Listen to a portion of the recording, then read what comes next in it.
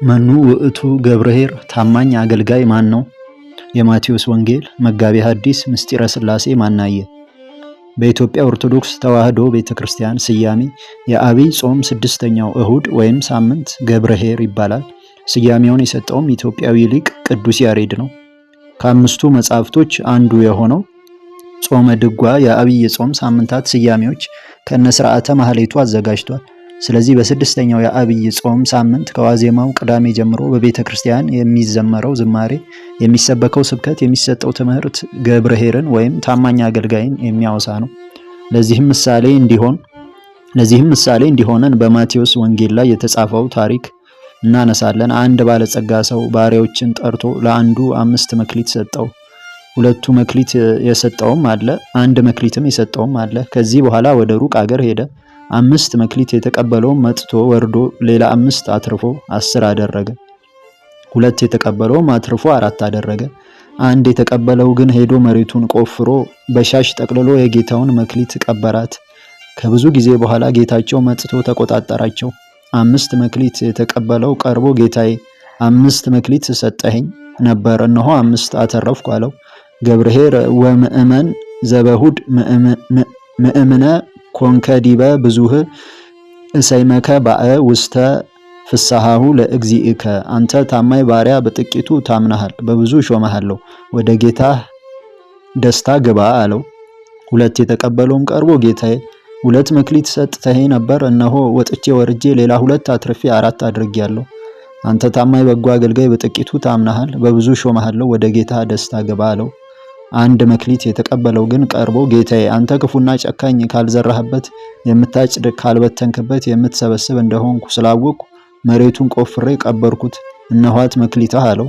አንተ ሰነፍ ባሪያ መክሊቴን በጊዜ ልትሰጠኝ በተገባህ ነበር፣ እኔም ወጥቶ ወርዶ ለሚያተርፍ በሰጠሁት ነበር። የዚህን መክሊት ውሰዱና 10 መክሊት ላለው ስጡት፣ ላለው ይሰጡታል ይጨመርለታል፣ ለሌለው ግን ያለውን ይቀሙታል። ይህን ሰነፍ ባሪያ እጅ እግሩን አስራችሁ ጽኑ ጨለማ ወዳለበት ውሰዱት፣ ጩኸትና ጥርስ ማፋጨት ወዳለበትም ጨምሩት አለ። ባለጸጋ የተባለው ጌታ ነው። መክሊት የተባለው ልዩ ልዩ የአገልግሎት ጸጋ ነው። ያተረፉት በሚገባ በታማኝነት ያገለገሉ ቅዱሳን ሰዎች ናቸው። መክሊቱን የቀበረው ደግሞ በታማኝነት በተሰጠው ጸጋ ማገልገል ሲገባው ያላገለገለ ነው። ጌታቸው ሊቆጣጠራቸው መጣ ማለት በዕለተ ምጽአት ለሁሉም ባገለገለው አገልግሎት ዋጋ ለመስጠት እንዳይመጣ ያሳየናል። ያገለገሉትን ወደ ጌታህ ደስታ ግባ አላቸው ማለት ታማኝ አገልጋዮች መንግሥተ ሰማያትን ይወርሳሉና፣ ሰነፎች ደግሞ ጥርስ ማፋጨት፣ ስቃይ፣ ጽኑ ጨለማ ባለበት ሲኦል መግባታቸውን የሚያሳይ ነው። ከላይ ያነሳነው የቅዱስ ወንጌል ቃል ታማኝ አገልጋይ ማን ነው? ይህ እያንዳንዱ በአርአያ በእግዚአብሔር የተፈጠረ የሰው ልጅ ጥያቄ ነው። የዚህን አምላክ ጥያቄ መልስ መስጠት ከሰው ልጆች ይጠበቃል። ታማኝ አገልጋይ ማን ነው? ታማኝ አገልጋይ ነቢዩ ሙሴ ታማኝ አገልጋይ እንደነበር ቅዱሳት መጻሕፍት ይመሰክራሉ። በመካከላችሁ ነቢይ ቢኖር እኔ እግዚአብሔር በራእይ እገለጥለታለሁ ወይም በሕልም አናግረዋለሁ። ባሪያዬ ሙሴ ግን እንዲህ አይደለም፣ እርሱ በቤቴ ሁሉ የታመነ ነው። ይህ የፍጡር ምስክርነት ሳይሆን በፈጣሪው የተሰጠ ምስክርነት ነው። በውኑ በዘመናችን እንኳን ፈጣሪ ፍጡራን ታማኝነቱን የሚመሰክሩለት አገልጋይ ይኖር ይሆን?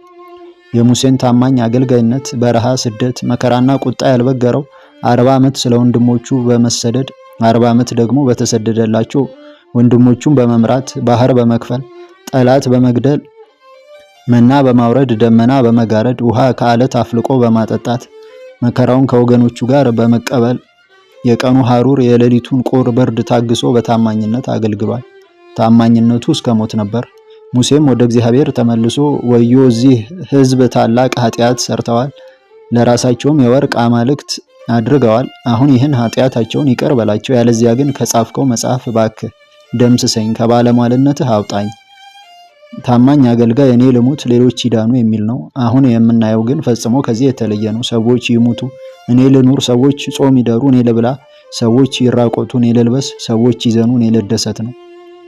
ታማኝ አገልጋይ ለሚያገለግላቸው ሰዎች ጥቅም ቅድሚያ የሚሰጥ እንጂ የራሱን ጥቅም የሚያስቀድም አይደለም።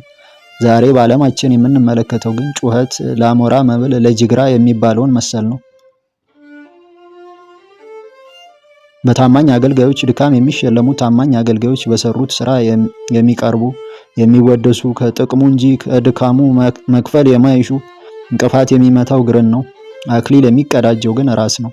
ታማኝ አገልጋይ ማለት እንደ ራስ አክሊል ዘውድ የሚጻፍ ብቻ ሳይሆን እንደ እግር እንቅፋቱን፣ እሾሁን፣ መከራውን፣ ውጣውረዱንና ድካሙን የሚቀበል ነው።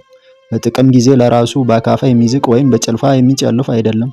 ሙሴ ባህር የከፈለው፣ መና ያወረደው፣ ደመና የጋረደው ወይም ውሃ ያፈለቀው ለራሱ አልነበረም፣ ለሚመራቸው ሕዝብ ነበር እንጂ። ታማኝ አገልጋይ ያሰኘውም ይኸው ነው። በዚህ ከብሮበታል፣ ተመስግኖበታል።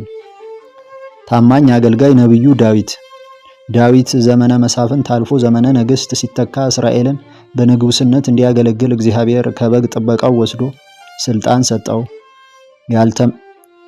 ያልተመነ የሳኦልን በትረ መንግስት በሳሙኤል እጅ ተቀብሏል።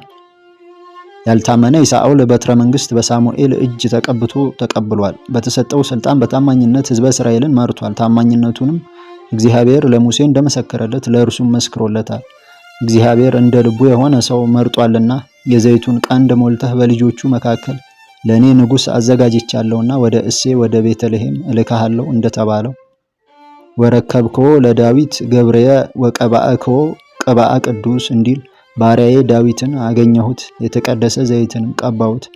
ይህን አባ ጊዮርጊስ ዘጋስጫ ሰዓታት በተባለው ድርሰቱ ረከብክዎ ለዳዊት ገብርየ በእሴይ ምእመነ ዘከመልብየ አገልጋዬ ዳዊትን እንደ ልቤ የታመነ ሰውን ሆኖ አገኘሁት ሲል ተርጉሞታል። የተገኘው በታማኝነት ነበር። ከነገሰ በኋላም ታማኝ ነበር። አሁን በዚህ ዓለም ለምንኖር እኛ ግን በድህነት ታማኝ እንሆንና ሀብት፣ ሹመት፣ ስልጣን ሲመጣ ታማኝነትን እናጣለን። እንዲያውም ታማኝነትን እንነቀዋለን። መስረቅ ጀግንነት፣ መዋሸት ስልጣኔ ይመስለናል። ዳዊት ሳይሾም በጎቹን በመጠበቅ ታማኝ ነበር። በጎቹን የሚነጥቅ ተኩላ አንበሳ ቢመጣ በኋላው ተከትሎ ነብሩን በጡጫ አንበሳውን በእርግጫ ብሎ በጎቹን ያስጥለው ነበር። እኔ ባሪያህ የአባቴን በጎች ስጠብቅ አንበሳ ወይም ድብ ይመጣ ነበር፣ ከመንጋውም ጠቦት ይወስድ ነበር። በኋላውም መከተለውና እመታው ነበር፣ ካፉም አስጥለው ነበር። በተነሳብኝም ጊዜ ጉሮሮውን አንቄ መታውና ገድለው ነበር። ይህም ፍልስጤማዊ ከነዚያ እንደ አንዱ ይሆናል። እንግዲህ እገድለው ዘንድ ከእስራኤል ተግዳሮትን አስወግድ ዘንድ ዛሬ አልሄድምን? የሕያው አምላክ ጭፍሮችን ይገዳደር ዘንድ ይህ ቆላፍ ምንድን ነው? ከአንበሳና ከድብ ያስጣለኝ እግዚአብሔር ከዚህ ያልተገረዘ ፍልስጤማዊ እጅ ያስጥለኛል አለ።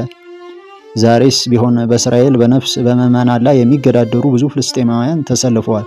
እነዚህን ድል የሚነሳ በጎቹ ምዕመናንን ከተኩላ ከአንበሳና ከድብ አፍ የሚታደግ ታማኝ አገልጋይ ማን ነው? ከምዕመናን ተግዳሮት የሚያርቅ ፈጣሪ ከመከራ ያድነኛል ብሎ የሚታመን የኢአማንያን ብዛት የማያስፈራው ማን ነው? ከትንሽነቱ እስከ ታላቅነቱ የታመነ አገልጋይ ማን ነው? ለተሾመበት ኃላፊነት ታማኝ ማን ነው? አሁንም ዓለማችን ከስጋውያን ባለስልጣናትም ሆነ ከመንፈሳውያን መሪዎች የምትሻው ታማኝ ሰው ነው። በሙስና ያልተዘፈቀ፣ ጉቦ አይኑን ያላጨለመበት፣ ለመንጋው አርያና ምሳሌ የሚሆን ሰው ታማኝ አገልጋይ ነው። በመሐላ የተቀበለውን የአገልግሎት ኃላፊነት የማይዘነጋ ታማኝ መሆን አለበት። መንጋው በክህደት ሲጠፋ ዝም ብሎ የሚያይ ጳጳስ፣ ቄስ፣ ዲያቆን፣ መምህር፣ ሰባኪ አገልጋይ አይደለም። ታማሚው እየተሰቃየ የሚዝናና ቆይ ሻይ ልጠጣ የሚል ሐኪም ታማኝ አይደለም።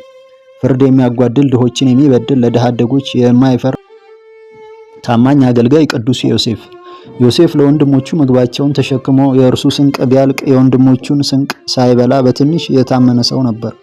ወንድሞቹ ሽጠውት በቤተ ጴጥፋራ በሚያገለግልበት ጊዜም ታማኝ ነበር። ታማኝነቱ በጲጥፋራ ቤት ጌታ አድርጎታል። ዮሴፍ ተሸጠ፣ አገልጋይም ሆነ። እግሮቹ በእግር ብረት ሰለሰሉ፣ ሰውነቱም ከብረት አመለጠች። ቃሉ ሳይደርስ የእግዚአብሔር ቃል ፈተነው። ንጉሥ ላከ፣ ፈታው። የሕዝብ አለቃ አድርጎ ሾመው፣ የቤቱም ጌታ አደረገው። በገንዘቡ ሁሉ ላይ ገዢ አደረገው። አለቆቹን እንደርሱ ይገስጽ ዘንድ፣ ሽማግሌዎቹን እንደርሱ ጥበበኞች ያደርጋቸው ዘንድ ይላል በመዝሙረ ዳዊት። በዚህ ሁኔታ የነበረው ዮሴፍ የጌታው ሚስት ሲወጣና ሲገባ ዓይኗን ጣለችበት፣ በዝሙት ዓይን ተመለከተችው። የጌታው ሚስት በዮሴፍ ላይ ዓይኗን ጣለችበት፣ ከኔም ጋር ተኛ አለችው። እርሱ እምቢ አለ። ለጌታው ሚስቱ እንዲህ አላት፣ እነሆ ጌታዬ በቤቱ ያለውን ሁሉ በእጄ አስረክቦኛል።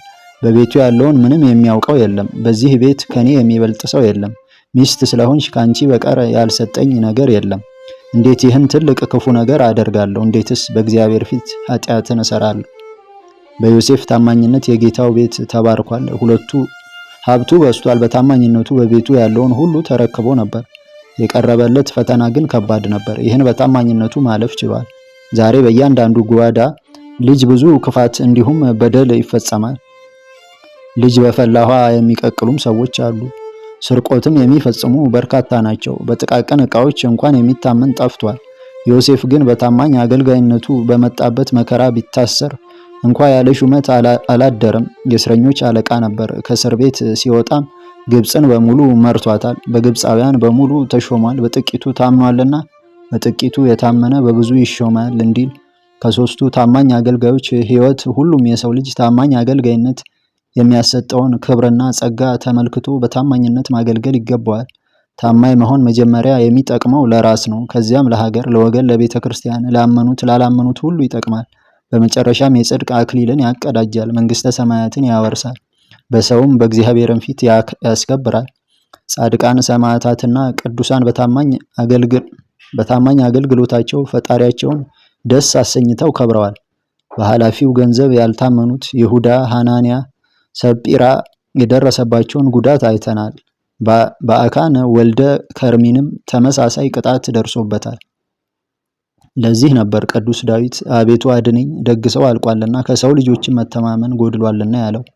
ስለዚህ ሁሉም ባለበት የአገልግሎት መስክ ታማኝ አገልጋይ ሆኖ አንተ በጎ ታማኝ አገልጋይ በጥቂቱ ታምናሃል፣ በብዙ ሾመሃለሁ የሚለውን የጌታውን የምስጋና ቃል መስማት ይገባዋል። መልካም አገልግሎት አገልግለን መንግስቱን እንድንወርስ